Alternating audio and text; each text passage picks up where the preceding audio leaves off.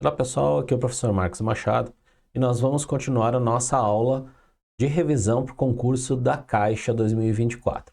Nós vamos ver hoje a parte de caixas econômicas. A parte de caixas econômicas é importante porque o próprio banco, que a gente está fazendo o concurso é a Caixa, então é bom dar uma olhadinha nesses itens aqui.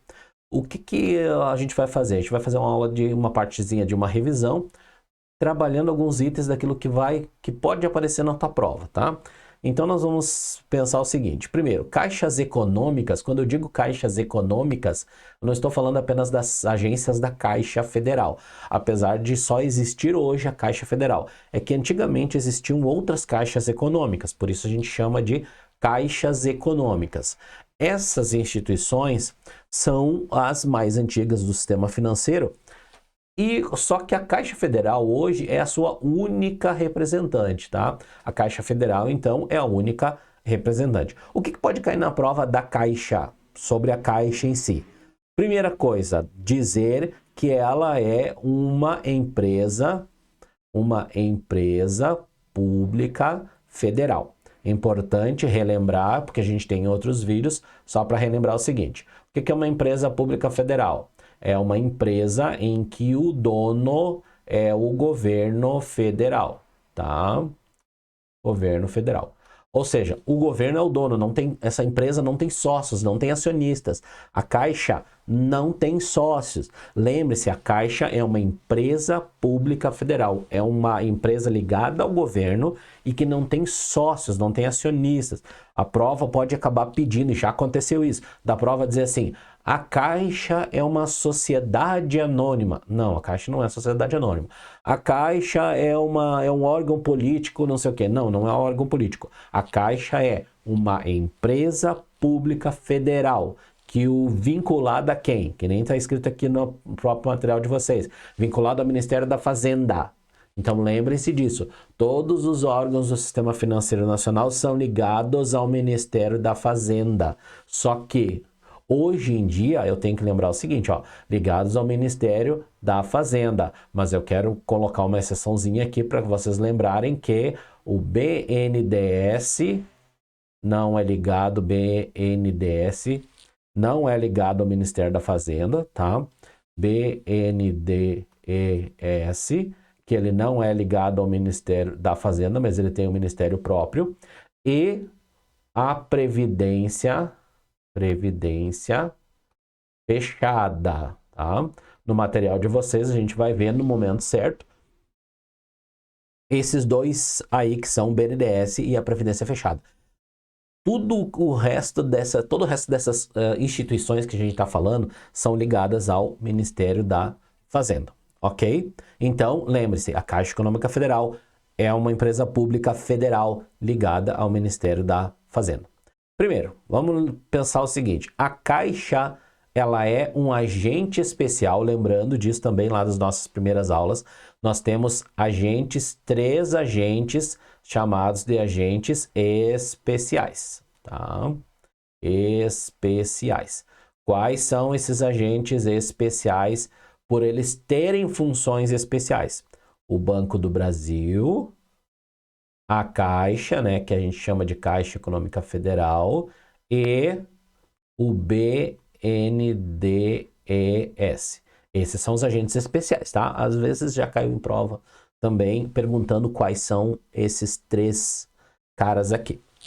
A Caixa, especificamente, ela possui um forte cunho social. Ou seja, o que é esse cunho social? É trabalhar com a área social, né? Pagamento de seguro-desemprego, fundo de garantia, Bolsa Família, Minha Casa Minha Vida. Ou seja, essa área social está como prioridade aqui.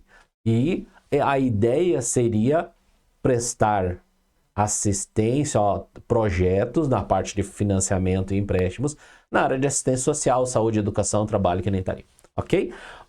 Essa parte social é importante na Caixa. A Caixa é chamada de principal agente das políticas públicas do governo. Por que eu estou destacando isso aqui? Porque nós temos o Banco do Brasil como o principal agente financeiro do governo. E eu preciso Vou colocar isso na minha mente. O Banco do Brasil é agente financeiro. A Caixa é um agente de políticas públicas. Então, cada um tem a sua função, ok? Isso aqui é bem legal agora, ó. A Caixa integra o Sistema Brasileiro, que nem tá aqui, ó, SBPE. Sistema Brasileiro de Poupança e Empréstimo. Ela é integrante desse sistema brasileiro de poupança e empréstimo. Aí nós temos que pensar o seguinte, ó, no sistema financeiro da habitação, no tal do SFH, tá? Sistema financeiro da habitação, existe uma parte dele, vamos colocar aqui uma grande parte, que é o Sistema Brasileiro de Poupança e Empréstimo. Agora, o que é o Sistema Brasileiro de Poupança e Empréstimo que a Caixa faz parte? A Caixa é uma das instituições. São empresas, tá? Instituições financeiras que podem abrir conta de poupança. Abrir poupança. Isso aqui é muito importante, tá? O SBPE é o Sistema Brasileiro de Poupança. Então, olha, ó, Sistema Brasileiro de Poupança e Empréstimo. Então, quem faz parte do SBPE, ele abre poupança. Só que daí ele tem uma obrigação, tá? Quem participa do SBPE, obrigatoriamente abre poupança e tem obrigação de financiar habitação. Todos, tá? Habitação. Não só a Caixa, mas qualquer empresa, qualquer instituição financeira que abra conta poupança, o dinheiro da conta poupança ele é destinado para financiamentos habitacionais. Por isso, todos os bancos fazem financiamentos habitacionais. Eu sei que a Caixa é detentora de praticamente 70%, ou até mais de 70% dos financiamentos imobiliários, mas todos os bancos podem fazer financiamentos imobiliários. Então, o SBPE significa que a Caixa integra o SBPE e aqui diz no materialzinho de vocês também que ela integra o SFH, tá? Que é o maior. Então, o Sistema Financeiro da Habitação tem dentro dele o SBPE.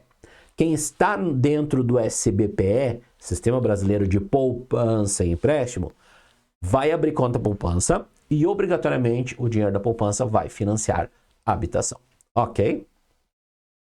Gente, a Caixa possui o monopólio das operações de penhor. O que é penhor? É você levar a joia da vovó, leva uma joia no banco e deixa como garantia de um empréstimo. Isso é monopólio da Caixa. Nenhum outro banco tem autorização para fazer isso. Apenas a Caixa pode fazer as operações de penhor. Nem toda agência tem operações de penhor, mas a Caixa, ela é a única empresa que pode fazer, ela tem exclusividade na parte de penhor de bens civil, que a gente chama, tá? Então é um momento em que leva a joia lá no banco, deixa a joia em garantia e pega um empréstimo. Caso se a pessoa não paga, esse bem ele é leiloado para poder ser paga aquela dívida específica, ok?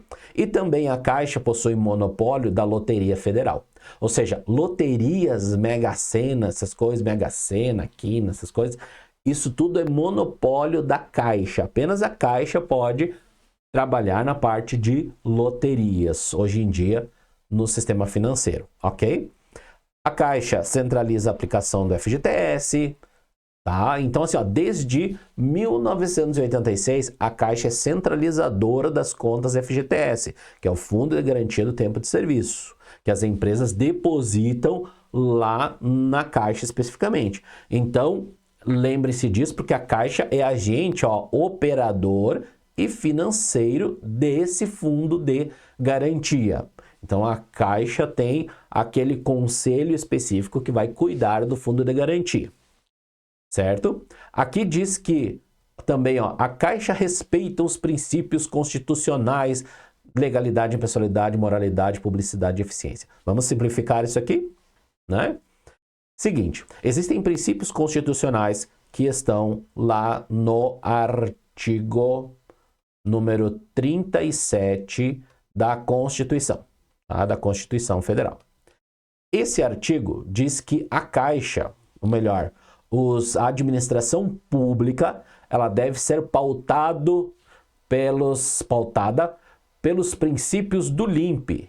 LIMP, L, I, LIMP, M, P, E. O que é esse LIMP? É esses que estão aqui, ó. Legalidade, impessoalidade, moralidade, publicidade e eficiência.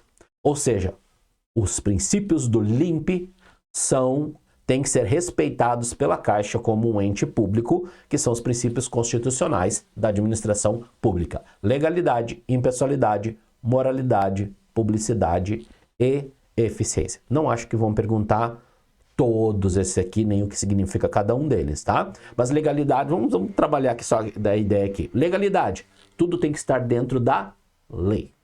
Impessoalidade, a Caixa não pode ser pessoal, ela não pode trabalhar para uma pessoa específica, ela é impessoal, seu trabalho é impessoal. Então não existe distinção entre pessoas na Caixa, no ambiente público.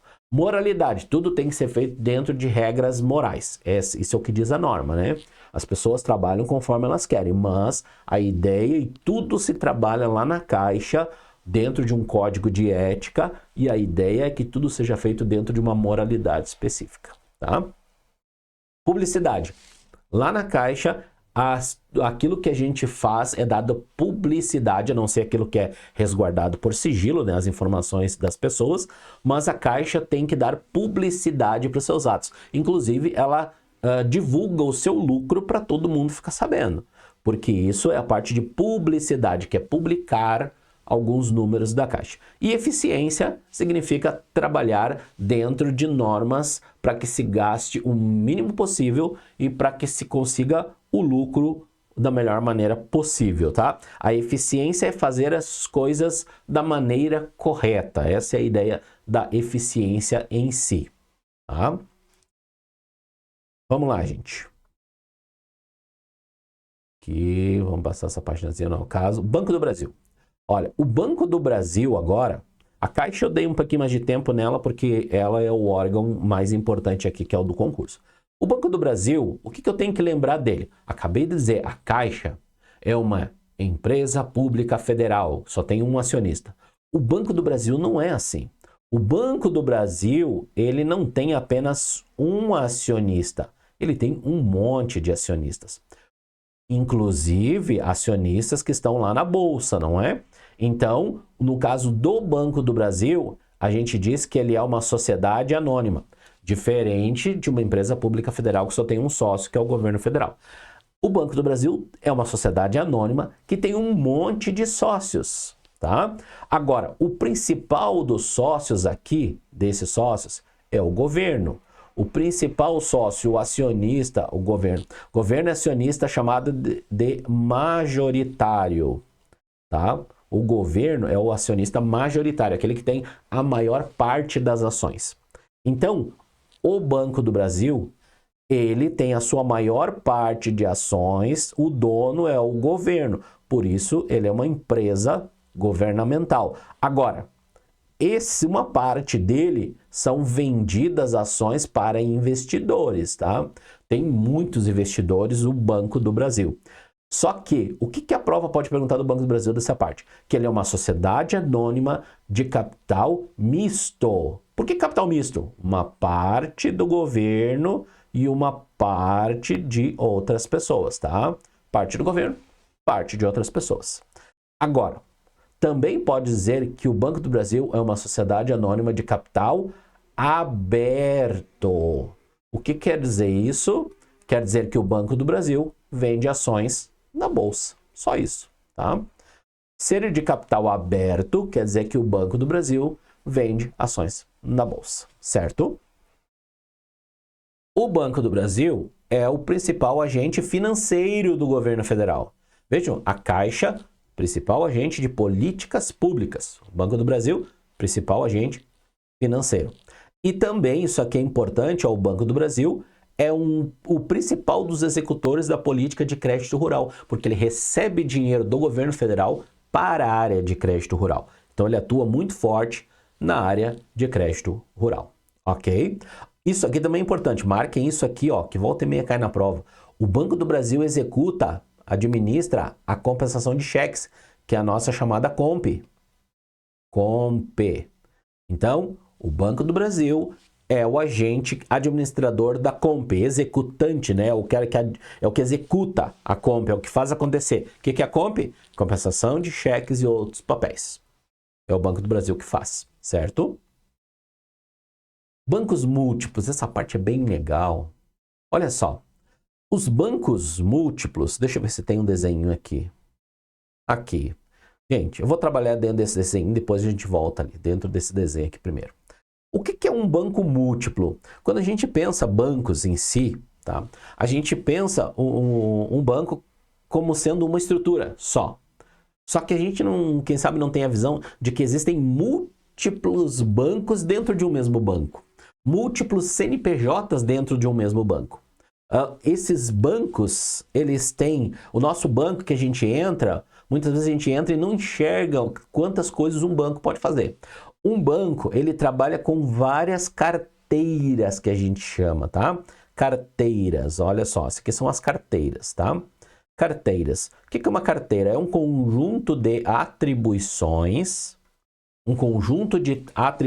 cada uma é uma carteira diferente, e essas carteiras dão autorização, são autorizadas pelo Bacen, e dão autorização para os bancos para eles fazerem atividades específicas. Não que os bancos todos tenham esse monte de carteiras, que são 6 que estão aqui, tá? Mas os bancos não precisam ter todas as carteiras. Mas cada carteira que um banco queira trabalhar, cada área que ele queira trabalhar, ele tem que ter uma autorização do Banco Central. Por isso que cada uma dessas carteiras terá um CNPJ diferente, que é aquele Cadastro Nacional de Pessoa Jurídica, tá? Vai ser uma empresa diferente. Ó, esse aqui também tem um CNPJ, esse aqui tem um CNPJ, esse aqui tem outro CNPJ. Ou seja, todas as carteiras têm um CNPJ que identifica elas, que dá característica para elas específicas. Agora, quais são as carteiras? Isso é importante saber. Um banco múltiplo é porque ele tem múltiplas carteiras, tá? Então, ele vai trabalhar com carteiras. Essas carteiras vão ser comercial, investimento, desenvolvimento, arrendamento mercantil, crédito, financiamento, investimento e crédito imobiliário. Primeiro, lembrando o seguinte, ó, vou marcar aqui para vocês, mas vocês têm escrito na apostila ali em cima.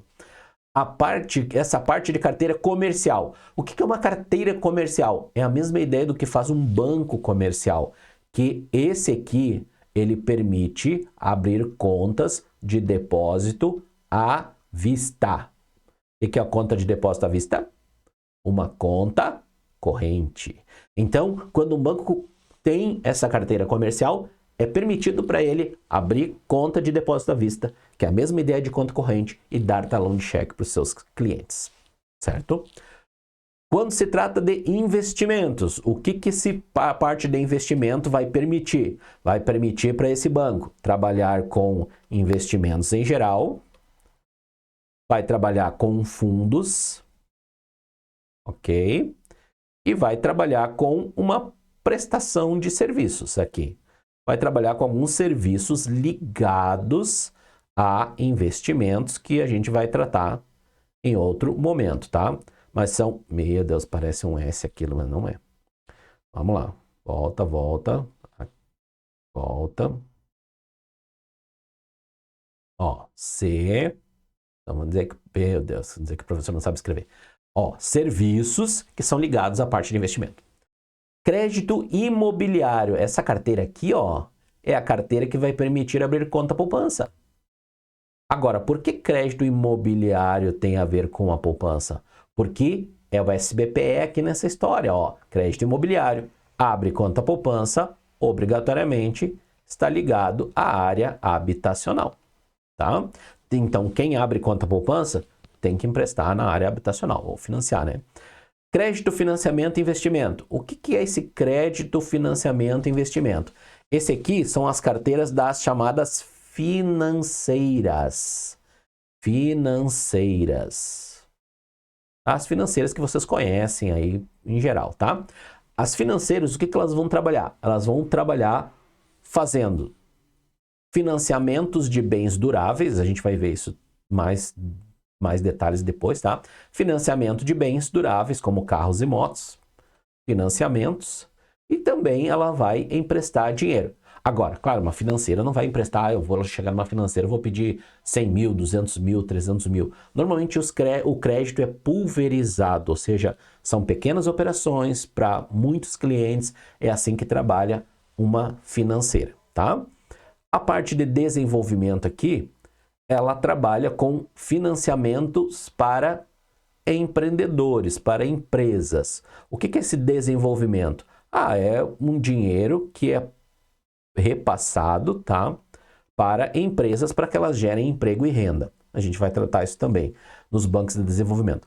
Essas empresas, aqui, quem tem carteira de desenvolvimento, são empresas, então, que vão emprestar dinheiro para gerar emprego, para gerar renda, para montar uma nova filial, para montar uma sala, para abrir uma empresa em algum lugar. Essa é a grande ideia de uma carteira chamada carteira de desenvolvimento. O que eu tenho que lembrar, que eu não posso esquecer de maneira nenhuma para a prova, é que essa carteira específica só pode ter um banco público, só o banco público que pode ter essa carteira. Bancos privados que não são do governo não podem ter essa carteira, tá? Isso é extremamente importante, anotem aí, marquem, porque isso aqui caiu nas provas já algumas vezes, tá? Banco público é o único banco que pode ter uma carteira de desenvolvimento. E o que é esse arrendamento mercantil? A parte de arrendamento mercantil, quem sabe vocês já ouviram falar, como leasing. Leasing. Tá? O leasing a gente vai tratar depois também. O leasing é o arrendamento mercantil. Leasing, então, é um formato em que as pessoas vão fazer não exatamente um financiamento, mas é como se fosse uma locação de um bem, ou seja, um aluguel, né? Então, é essa a ideia do arrendamento mercantil, leasing. O que eu quero que vocês saibam disso aqui, ó? Os bancos múltiplos, tá? Eles têm várias carteiras. Essa é a ideia, ó. Eles têm várias carteiras. Essas carteiras dão habilitação para fazer coisas específicas, cada uma com seu CNPJ.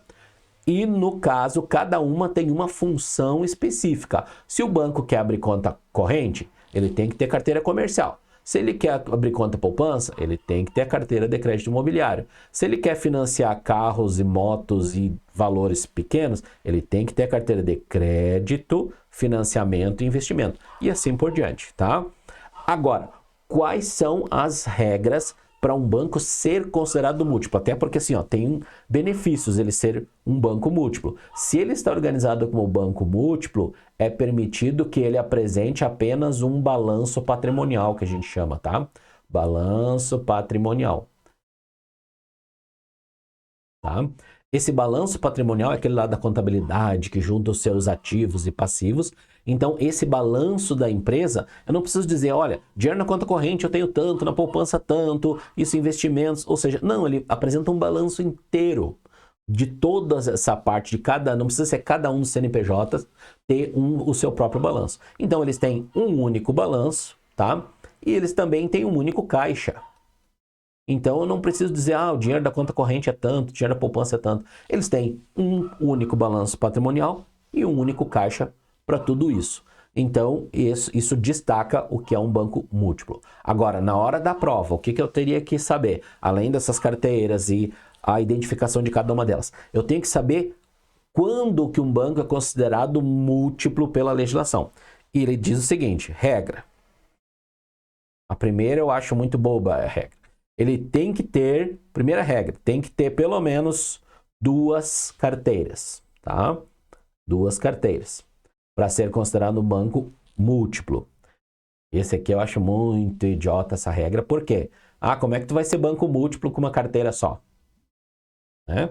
Então, assim, tem que ter 2 carteiras, pelo menos, tá? Teria que ter pelo menos 2 carteiras para um banco ser considerado múltiplo, ou seja, ele teria que escolher, o banco teria que escolher 2 delas para ser múltiplo. Só que a legislação diz o seguinte, para que você seja múltiplo, dentro dessas 2 carteiras, pelo menos uma tem que ser a carteira de investimento ou a carteira comercial, tá?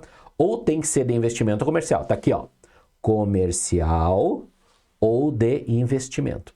Isso quer dizer o quê? Se o banco tiver carteira de crédito imobiliário, mais crédito de financiamento, mais arrendamento mercantil, não adianta ela ter várias carteiras. Se não tiver a carteira comercial ou de investimento, não é banco múltiplo. Tem que ter duas carteiras, seja, ou tem que escolher investimento e mais algumas, e comercial e mais algumas, ou pode ter todas, ou pode ter investimento, comercial e as outras, tá? Então, essas são as regras. Lembre-se disso, bancos múltiplos tem que ter no mínimo duas carteiras e obrigatoriamente carteira de investimento ou a carteira comercial, certo? Vamos voltar ali em cima então para ver o que a gente passou aqui.